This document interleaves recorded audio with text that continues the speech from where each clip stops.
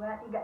Halo, Assalamualaikum warahmatullahi wabarakatuh. Kembali lagi bersama kita. Nah, kali ini saya dan rekan saya ingin memenuhi tugas dari ujian akhir semester mata kuliah perilaku organisasi. Nah, alangkah baiknya sebelum kita memulai presentasi pada siang hari ini, izinkan saya dan rekan saya memperkenalkan diri.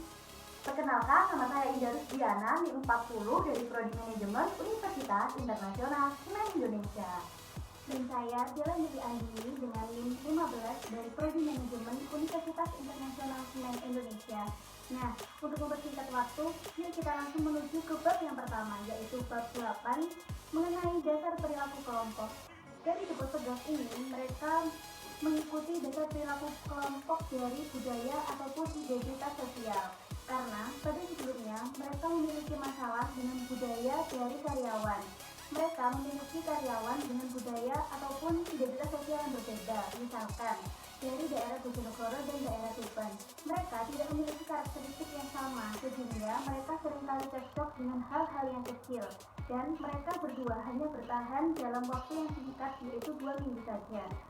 Hingga alternatifnya mereka memilih dengan karyawan yang memiliki identitas sosial yang sama, yaitu pada saat ini mereka memilih beberapa karyawan dari daerah Lamongan. Dan yang selanjutnya adalah dari Depok Sedap sendiri memiliki pengembangan kelompok atau pengembangan diri kepada karyawannya, yang pada awalnya hanya memiliki skill untuk membungkus nasi. Selanjutnya mereka harus memiliki pengembangan skill, yaitu untuk membuat minuman dan memasak makanan yang basic seperti nasi goreng ataupun capcay dan menu-menu yang lainnya.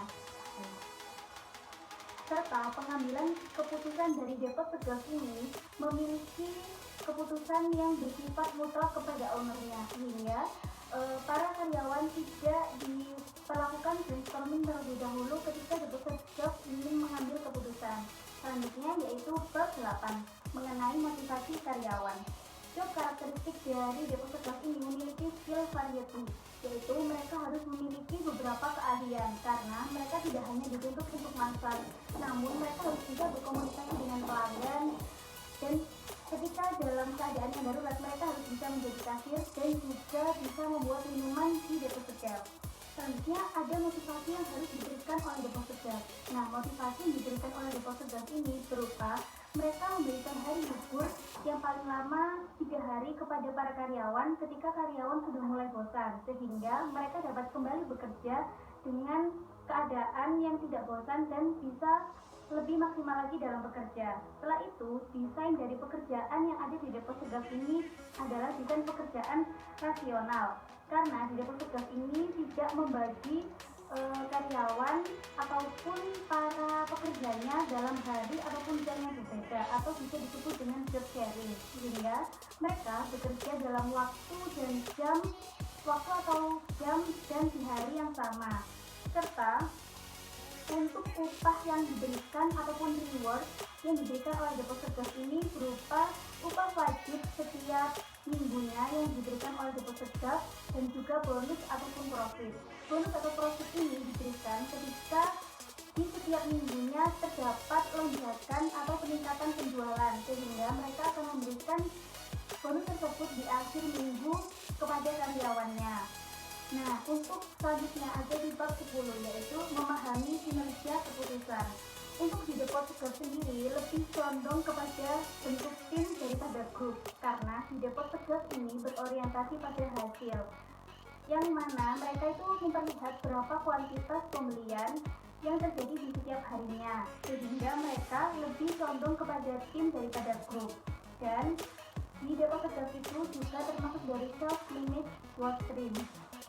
Dan untuk menciptakan karyawan yang kreatif, mereka umumnya melakukan pembicaraan-pembicaraan di luar jam kerja, seperti pada malam hari mereka nongkrong bersama-sama membahas topik-topik di luar dari pekerjaan, sehingga mereka akan lebih memiliki waktu yang lebih baik daripada hanya berkomunikasi di tempat-tempat kerja. Dan yang selanjutnya adalah bab 11, yaitu bab komunikasi. Menurut dari Depot Tegas ini, komunikasi adalah sangat penting karena komunikasi yang baik akan dapat meningkatkan kenyamanan dan meningkatkan kinerja dari para karyawan yang ada di Depot Tegal.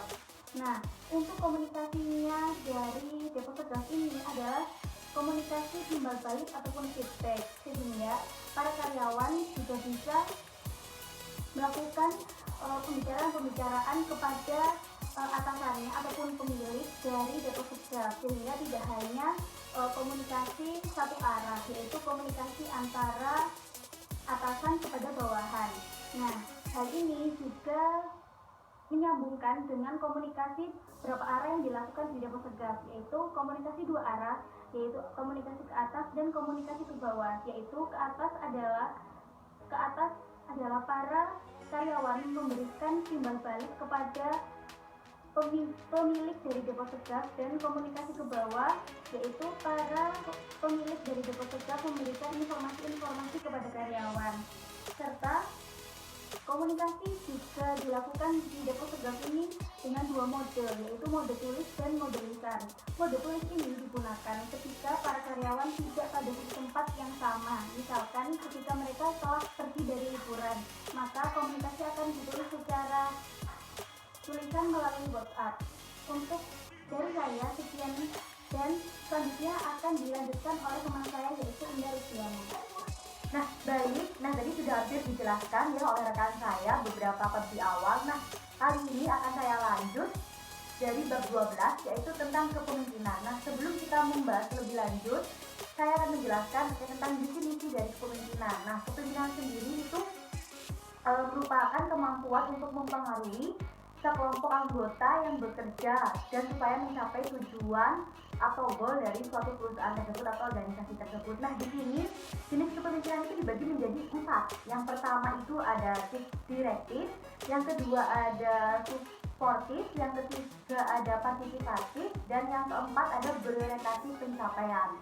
Nah, tadi sempat disinggung oleh teman saya ya bahwasanya kita telah mewawancarai dari Depot Tegal sendiri. Nah, saya telah melihat bahwasanya pemilik dari Depot Tegal ini memiliki jiwa kepemimpinan yang bertanggung jawab. Karena apa? Pemilik juga mempunyai jiwa melayani, yaitu pemilik selalu berusaha mengembangkan kemampuan para karyawannya dan juga fokus untuk membantu karyawan tumbuh dan berkembang dalam bidangnya. Nah, jadi pemilik di sini tidak hanya menyuruh atau memberikan perintah saja tanpa melakukan praktek. Jadi sebelum pemilik memberikan perintah atau praktek, pemilik ini sudah memberikan contoh terlebih dahulu oleh karyawannya. Contohnya nih, misalnya satu karyawan disuruh untuk membuat nasi goreng. Nah, pemilik sebelumnya sudah memberikan latihan seperti bagaimana cara membuat nasi goreng, bumbu-bumbu apa saja yang harus dimasukkan ke dalam nasi goreng, sehingga disajikan dengan lezat dan mampu memenuhi selera atau mampu memenuhi ekspektasi dari pelanggan, seperti itu.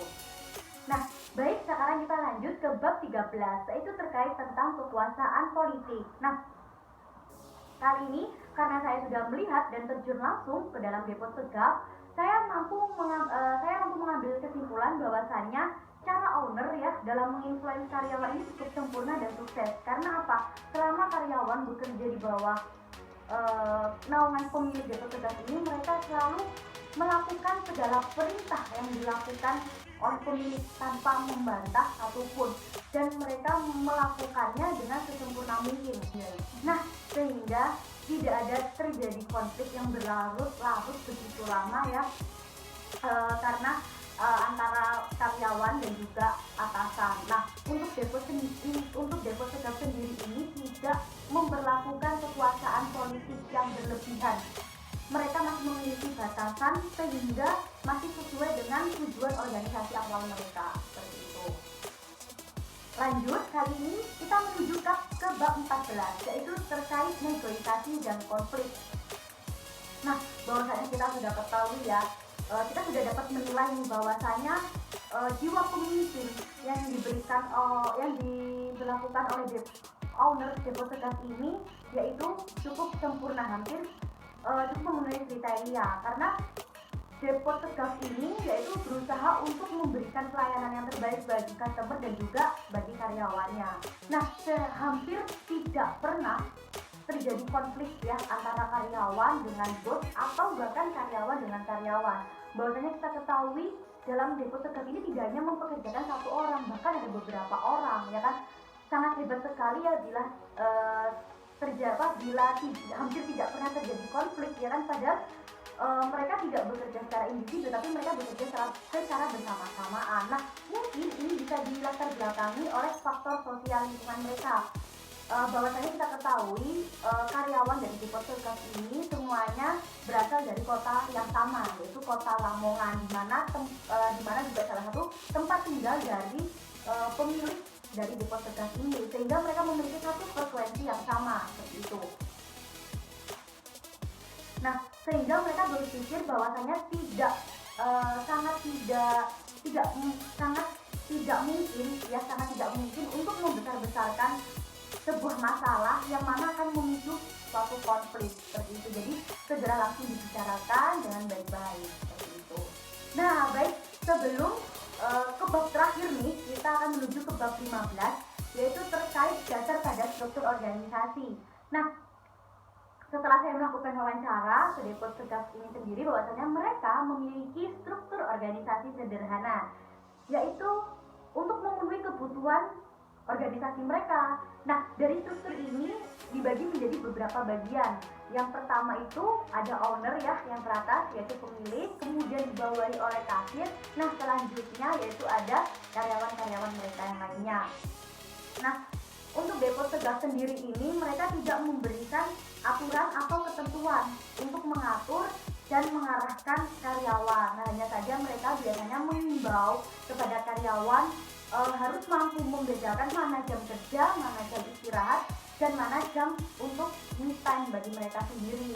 Nah, jadi mereka itu hanya mengingatkan jam 7 mereka mulai harus bekerja dan diakhiri pada pukul 5 sore seperti itu. Nah, dan untuk selebihnya mereka bebas ingin melakukan hal-hal apapun sesuai dengan keinginan mereka, sehingga mungkin dari adanya itu semua akan membuat karyawan tidak merasa tertekan dan akan memberikan impact yang positif, yaitu mereka akan bekerja dengan mereka akan bekerja dengan baik.